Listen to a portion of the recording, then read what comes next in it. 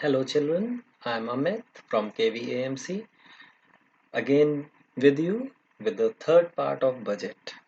Let's revise what we have done in the first and second part.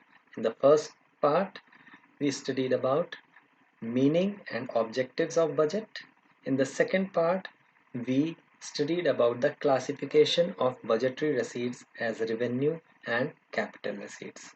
Now, in the third part, we will be concluding the whole chapter. We will be talking about budgetary expenditures and deficits of the government. So, let's start. First, we talk about budgetary expenditures. So as we have classified budgetary receipts as revenue receipts and capital receipts, similarly we classify expenditures as revenue expenditure and capital expenditure. Now, revenue expenditures are those expenditures which do not create any asset for the government. They neither reduce any type of liability of the government. On the other hand, capital expenditures, they either create assets for the government or they reduce liability of the government. Now let's take an example. Suppose you throw a party and you spend 10,000 rupees. Now, this expenditure, has it created any asset? No. Has it reduced your liability? That is, you may have borrowed money from some person and you have returned. No. So such type of expenditure, when we talk about the part of government, it is a revenue expenditure. Then we talk about capital expenditure. So this is expenditure, suppose with the same 10,000 rupees, you go to a jeweler's shop and purchase gold. So in this case, it has created asset. Or you may repay from your to the friend from whom you borrowed. This is a reduction in liability. So capital. Now out of the two, which one do you think would be better? In receipts case, it was revenue receipts. In expenditure case, it will be capital expenditure. Now the same type of box which we have seen in receipts case, here also we have classified the expenditures as revenue and capital expenditures, but there is a change in second and third column headings. There we talked about asset reduction and liability creation. Here we are talking about asset creation and liability reduction. And rest of the thing remains same. Under revenue, there also we were writing no, and capital yes, same is here also. So revenue expenditures, they do not reduce asset, they do not reduce liability. Sorry, revenue expenditures, they do not create assets, neither they reduce liability. While capital expenditures, they either create assets or reduce liability. Children, go through these two boxes 2-3 times, then you will be able to memorize them. And as I have told you, remember only one on the revenue side. The other one, capital side, is just opposite of it. So the next slide, budgetary expenditures, as we have already classified. Now let's see what things come under them. So revenue expenditures, so it is interest payments on loans when the government is repaying the interest. Remember, whenever we pay back our loans, there are two components. One is principal component and the other one is interest component. So the interest component of that loan comes under revenue expenditure because it is not reducing the liability. Remember children very carefully, when you are repaying the principal of that, that reduces your liability. Interest payments will not reduce your liabilities. Then grants to state. Grants to state, they are not to be returned and they are not creating assets to the government or the central government. Then defense services which the government is providing, administrative services which the government is providing, salaries and pensions to the employees of the government departments, then subsidies which the government is giving to people. These all are revenue expenditures because neither of them is creating any creating any assets for the government, nor are they reducing any type of liability. Now, there are two important things related to revenue expenditure. They are recurring in nature. That means you have to incur these expenditures again and again. then they are generally incurred on the normal functioning of the government like defense services, administrative services, etc. Next we come to capital expenditure. Now when the government is investing in shares, government is purchasing shares, government is building hospitals, government is building schools, government is repaying its loans, then loans which the government is giving to states or maybe foreign countries also. When government is acquiring land, purchasing land, building or machinery, these all are the cases where either the government is creating asset or it is reducing its liability to them. So that is why they are classified as capital expenditure. Now, two characteristics of capital expenditure: they are non-recurring in nature. They may not be incurred again and again. And second, it adds to capital stock of the economy. And when it is adding to the capital stock, it is definitely going to increase the productivity of the economy. Now, children, classify them as capital expenditure or revenue expenditure: subsidies, construction of school buildings, expenditure on administrative services and defense services, expenditure on building a bridge, expenditure on collection of taxes. So take your time, pause the video here, try to answer them, and then you can again come back. So children, the answer was: first was revenue expenditure, second capital expenditure, third revenue expenditure, fourth again capital expenditure, and last is revenue expenditure. So children, now we'll talk about types of budgets. So basically we can divide the budgets into three.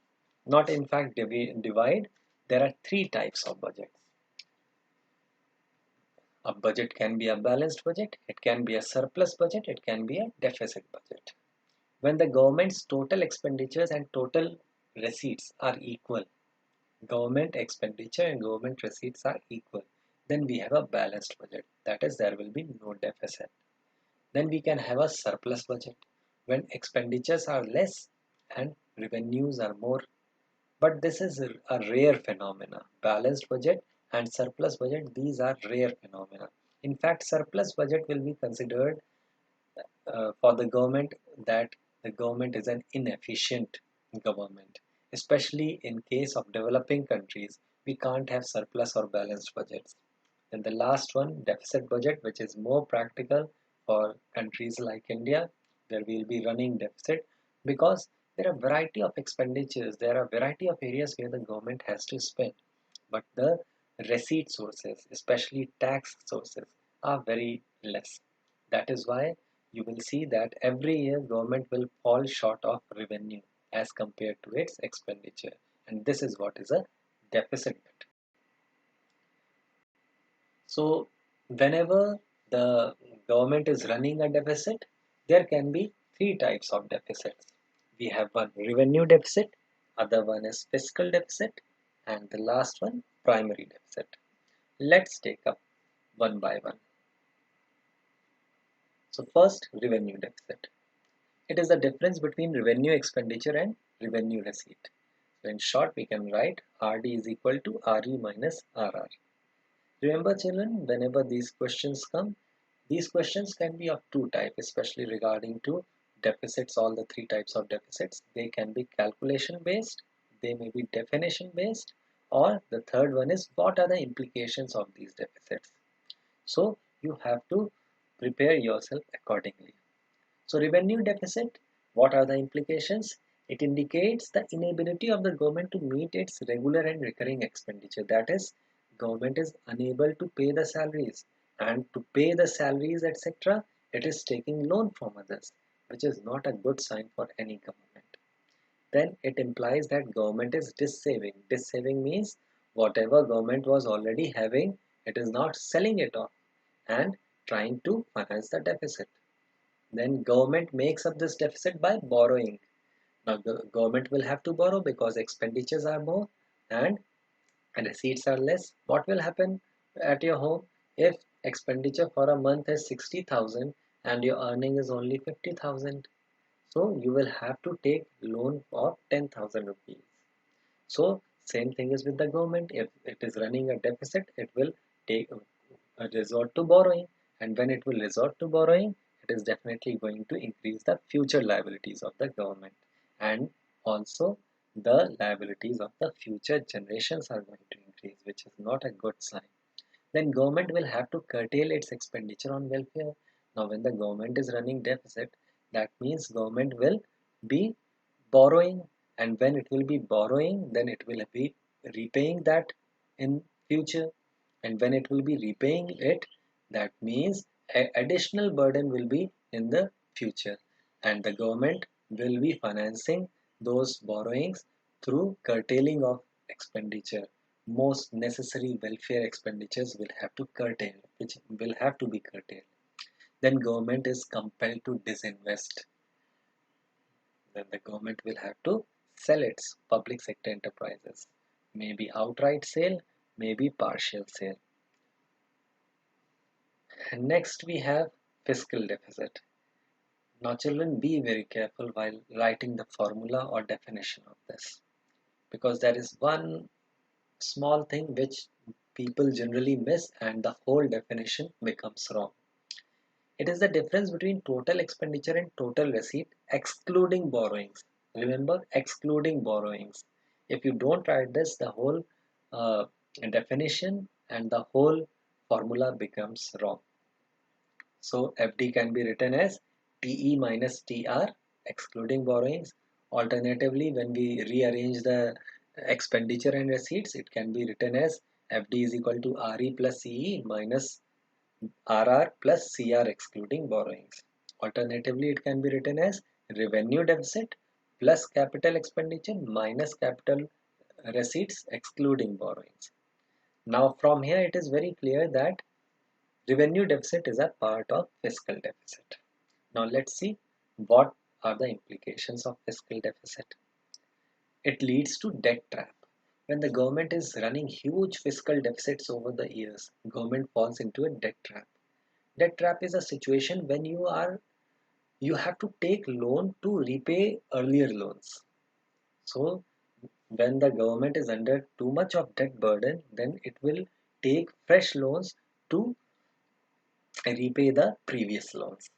Second one is government resorts to deficit financing, which leads to inflation. Deficit financing is a case when the government gives the securities to the RBI or the central bank and tells it to print new money.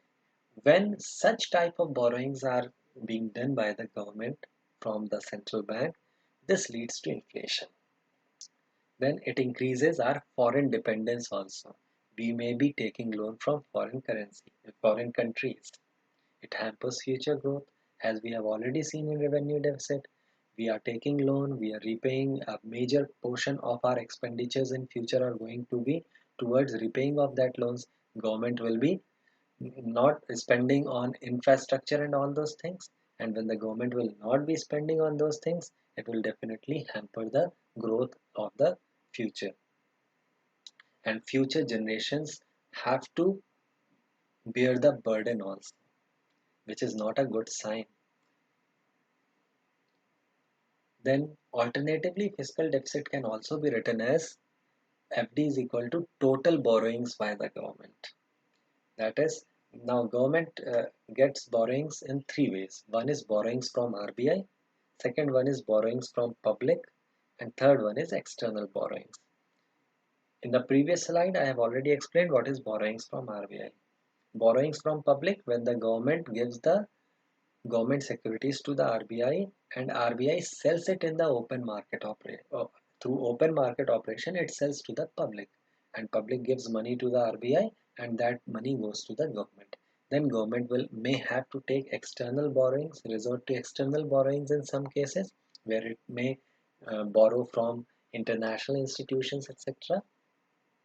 This total, sum total of three, is called fiscal deficit. So FD can alternatively be written as total borrowings. So sometimes questions come that in that table you will be finding borrowings. You may not be finding the complete details of other elements, So if total borrowings or simply borrowings is given, then also you can easily find out the fiscal deficit from it. Now the last one is primary deficit. It is the difference between fiscal deficit and interest payments. So we can write PD is equal to FD minus interest payments. From here it is clear that again primary deficit is also a part of fiscal deficit. So alternatively we can write FD is equal to PD plus interest payments. So what happens, government may be running deficit just because previous governments may have taken huge amount of loans, and government has to run the deficit just to repay those loans, interest payments on those loans. So in such a case, government may not be requiring may not be resorting to borrowing for current years expenditures. Current year's expenditures are not exceeding current year's receipts. But because of previous borrowings, government has to run that deficit. Such type of a picture is clear from primary deficit. It clearly indicates the government borrowing requirements to meet expenses other than interest payments. If the government is running primary deficit, that means there is a requirement for current year situation. If primary deficit is zero, that means for current year, government is not borrowing. Government is borrowing only for repaying the debts of the previous government. Okay. So let's see how the overall picture looks like in our budget. So this is the macroeconomic framework statement as which came in our budget 2020 this year. So this is the picture, revenue receipts. Here you can see percentage change. This is the percentage change from the previous year. Don't take it as the those part of GDP. Generally, we talk about revenue deficits, fiscal deficits, and primary deficits as a part of GDP. But here it is a percentage change as compared to previous year. So we can see the changes in revenue receipts, positive changes, gross stock tax revenue fallen down. So we come here. Here we can find out the deficit section. So revenue deficits have increased, effective revenue deficit has increased, fiscal deficit has gone down, primary deficits have increased. There is one more slide. This is showing the fiscal indicators as a percentage of GDP. So we can see the gross fiscal deficit. In 2016-17 it was 3.5, then again next year 3.5, next year 3.4, and next year 3.3.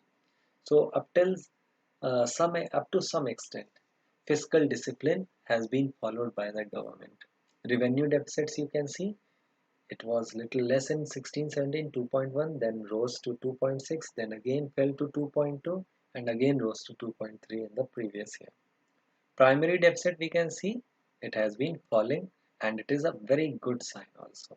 Revenue deficits and primary deficits, if we make them zero, it will be very good for our government. So children, I'll be posting my assignments on Google Classroom, so you can check it there itself. Thank you so much for listening. Bye bye.